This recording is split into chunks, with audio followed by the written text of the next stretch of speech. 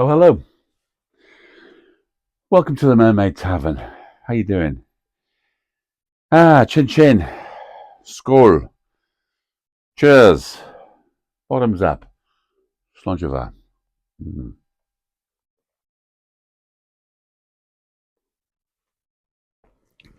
How have you been?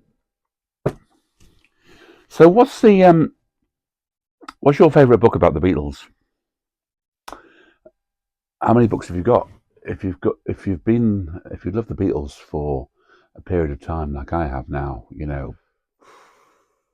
47 years, is it? Is that 1978? 47 years? Maths has never been my strong subject. But you've probably built up quite a selection of Beatles books, I imagine, haven't you? I have. Well, I don't have nearly as many as I used to. Don't. Sadly, a number of them have gone over the years, not by choice. Various things have happened when I've lost them. Yeah, more than a few actually. Beatles books have gone, and I did this play in 2022, in 2012, and 2013 about Mal Evans. I've talked about it before. Beatle Mal. And I read pretty much every Beatles book that was going up to that time. Yeah, of course, there's been seemingly more Beatles books written in the last in the last 10 years, haven't there? An awful lot of stuff, notably Tune In, Mark Lewison's first volume, and yeah, Confession. I haven't read it. I know it's awful, isn't it? You're not a Beatles fan. You haven't read that. My friend Alan, who I'm always referencing, and he's hello, Alan. He's probably getting fed up of me referencing him. He bought me a copy at a Beatles convention. He got Mark Lewison to sign it. So you're going to read this now, and I still haven't. And that was quite a few years back now. And I've even got now because I bought it quite cheap last year because it was quite cheap, amazingly cheap actually. The big extended edition, you can get the extended edition of Tune In with those two hardback volumes in a little slipcase. I took it away with me last year, intending to read it on a little bit of a holiday. And did I read it? I did read the first two or three chapters, and then got waylaid, and not because it was boring. It was very, very good actually. And I've kind of lost the habit of reading a bit. I think it's awful, isn't it? So many books I've read over the years, and all different kinds of books. Fiction as well as non-fiction. But yeah, I haven't read Tune In yet. So when I do get round to reading it, hopefully I'll get round to reading it before Mark Lewison brings out Volume 2. That I wouldn't bet on it. The first book I read about the Beatles really was Hunter Davis's book, which I bought in 1978. But then the first Beatles book really that resonated with me. That resonated with me because it was all the stories. But I think perhaps this one, The Beatles, an illustrated record. Have you got it? I think this was perhaps the first book that maybe, possibly even before Hunter Davis. We had it in our library at the school. Yeah, secondary school, which I hated, absolutely hated it. And I remember going into I don't think you were allowed to take it away. I think it was just reference only. I don't remember taking it home. It must have just been in one of those. I think some you were allowed to take home, some were just reference, and this was just reference. And the confession here. I did tear some pages out of it. It's like I'm at confessional here. Forgive me, Father, if I have sinned. How many Hail Marys would you like me to do? And it was just the school. I hated that school. They were so horrible to me. It was so stifling. Oh, that's a different conversation altogether, and probably one I'll never have here because it won't be entertaining. But yeah, I did tear some pages out of it. Anyway, I bought this. I had the original. Well, it came out in 1976. And it had a very sort of colourful picture. I remember that one there. That picture there was on the original. I think 76 one. And I actually had a copy of that as well. I bought later, and that's gone as well. And then the copy I had was 1978. This isn't anyway. So I've just recently bought this again because it was cheap on the eBay. It was really cheap actually, only about £6-7. And kind of thought, it's awful when you start buying things that you had before. Have you done that? You kind of, there's something about it psychologically. You want to recapture something, isn't it? I seem to be doing it a lot.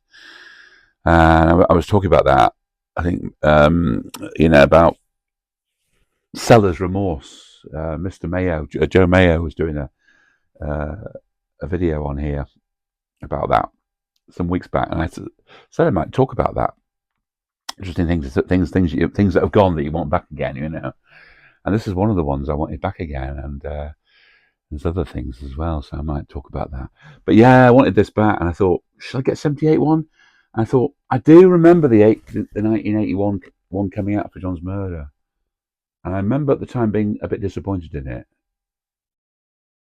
But then I thought, maybe I will buy this one because it seems to be harder to find than the 78 and 76 ones. They seem to be quite easily available. This one's a bit more difficult to find, maybe. Anyway, I found so. Go for it. But then, in a little way, in a bit of a way, I'm a bit disappointed because it's the expanded edition, but it has cut things out, not the text, but photographs. And I do remember, exactly the picture. I mean, maybe it's been ripped out of here now. I don't think it has. I remember taking out the pictures of the Imagine album. John Lennon's Imagine album had a full page. Yeah, it's a full page picture of the Imagine album, which it hasn't got anymore in here. It's just got that, the back cover. It had the full cover picture, and Mind Games as well. I had Mind Games, and I had Imagine, and did I tear out Abbey Road as well? I might have done as well. Yeah, I'm awful. I wonder if anybody's got my copy of the book. Wouldn't it be funny if somebody, one of you out there, has got a copy of a 1978 Beatles illustrated record, minus some pages of full-page pictures of album covers? That's me that did that. Sorry, I owe you a book. If you can prove it, I'll buy you a copy of it. If you can prove it, you have to prove it. Anyway, I was thinking about they have cut it back a little bit. So it's a little bit annoying. They say expanded and they have cut things out. Though they haven't cut any of the text out. It's the same text. It's just that they've cut some photographs out, as opposed to cost cutting. It must be very expensive. It says it was printed in Italy. It was £4.95 in 1981. I can't remember what I paid in 1978. As I say, I bought it or it was bought for me. It's great. It's been great looking through this again, just since I bought it earlier in the week, and I've just been thinking, isn't it nice to have this again? It really is. And it's funny that when it came out in 76, John must have read it, because he wrote, the authors are Roy Carr and Tony Tyler. I mean, Roy Carr was definitely somebody that wrote for NME. I kind of vaguely remember him. And Tony Tyler wrote. They're both music journalists. They're very funny. They're kind of cynical a bit, and I quite like that. It's not malicious, because I remember some journalists, mentioning no names, Julie Birchall, who were just malicious, and I didn't like, But what was I saying? Oh yeah, John must have read it, because they've reproduced the thing, and I'm sure you know this. They've reproduced a bit in here, which is a note he sent, and he says something like, I won't read it all, but he's just tell Roy Carr, my pals Roy Carr and Tony Tyler, that unlike what is written in their Beatles book, I never, repeat, never, was known as Johnny Silver. I always preferred my own name. And he's obviously attached some rare item. I think Hambleton Hall, there's a little bit at the bottom. I need glasses, I can't read it. And he said possibly the first review of the Beatles. So set the illustrated record straight or forever hold your penis. And he said, on one occasion, the guy did introduce him as Long John and the Silverman in the days of old when they didn't like the word Beatle. I'm actually serious about this. It gets on my tit. So, yeah, it's great, actually, John, to see a book that John actually did. Really, he looked through this. It's the same layout as say this is 1981, but it's the same layout. I'm sure you've got it. If you haven't got it, it's great, and it is really UK, Britain. It's the releases in Britain, really. I mean, if you're America, they have a little bit at the end about American releases, their discography, but this was really designed for the Brit.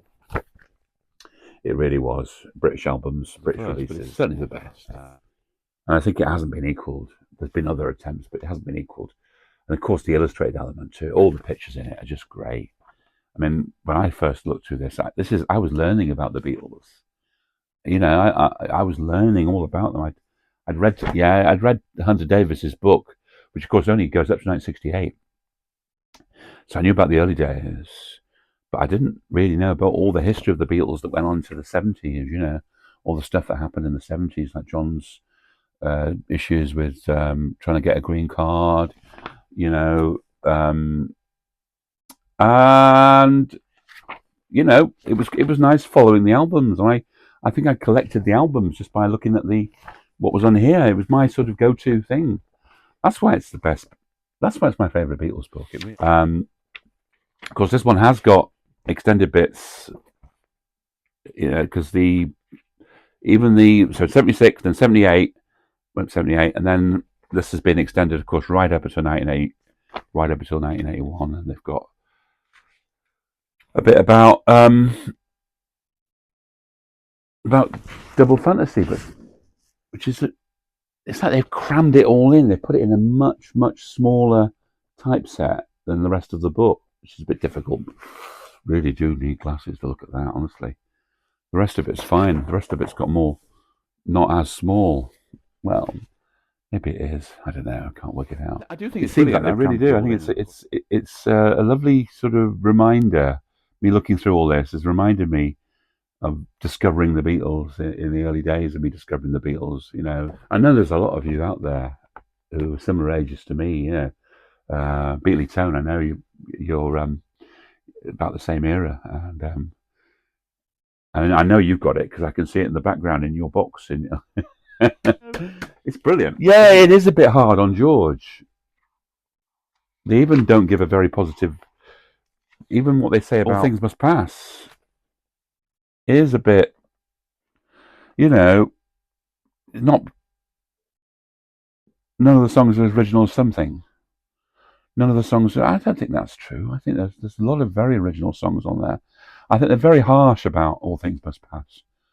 I think that's really. It hardly gets much time. Imagine gets that much, and then Imagine gets a whole page, which is sorry, Plastic Ono Band gets a whole page, which is deservedly so. I mean, they are, aren't they?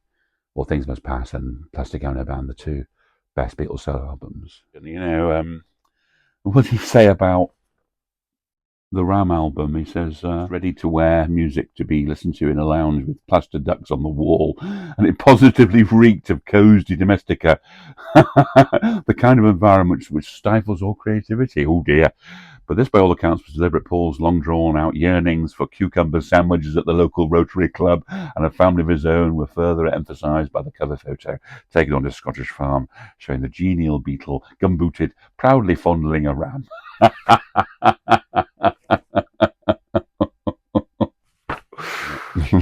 That's funny. As I say, it's not quite malicious because, as I say, the worst I didn't like, malicious stuff. It is funny, and to look at it now, and I wonder what Paul thought there.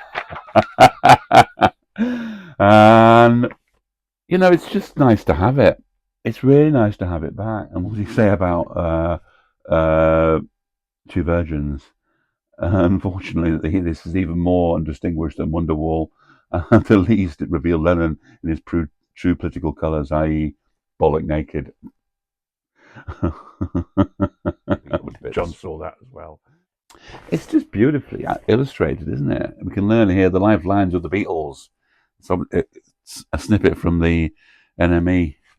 It says what their favourite to be rich and ambition to be rich and famous for John, to popularise our sound, but Paul to fulfil all the group's hopes. George, very humble, and Ringo to get to the top. Yeah, well, they did that, didn't they? It's great. I love it. It's just, oh, come on. This has never been better, has it? Treasured book to have, and both Roy Carr and Tony Tyler, they're no longer with us. But the two of them are to be saluted for this. Bless them both. They're obviously pals of John because that thing he wrote to them. Bless you both. Bless